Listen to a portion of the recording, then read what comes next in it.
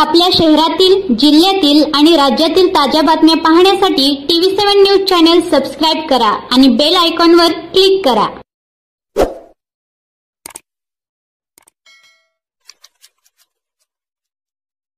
सांगोला नगर परिषदेच्या 5 विकास कामांना 3 कोटीचा निधी मंजूर। आमदार शहाजी बापू पाटील। सांगोला विधानसभा मतदारसंघात सर्वांगीण विकासासाठी आमदार शहाजी बापू पाटील यांच्या सातत्यपूर्ण प्रयत्नातून मुख्यमंत्री एकनाथ शिंदे यांच्याकडून सांगोला नगर परिषदेच्या 5 विकास कामासाठी 3 कोटी रुपये निधी मंजूर करण्यात आला असल्याची माहिती आमदार शहाजी बापू पाटील यांनी दिली आहे। सांगोला नगर परिषदेच्या नवीन प्रशासकीय इमारतीचे फर्निचर व अंतर्गत कामाकरता 1 कोटी रुपये, जैन समाजासाठी नगरपालिका जागेमध्ये त्यागी निवास व समाज मंदिर बांधकामासाठी 50 लाख रुपये, दिव्यांग बांधवासाठी नगरपालिका जागेमध्ये सभागृह बांधकामासाठी 50 लाख रुपये, ब्राह्मण समाजासाठी नगरपालिका जागेमध्ये वाचनालय व सभागृह बांधण्यासाठी 50 लाख रुपये, महाराणा प्रताप राजपूत घिसाडी समाजासाठी नगरपालिका जागेमध्ये समाज मंदिर बांधकामासाठी 50 लाख रुपये असा एकूण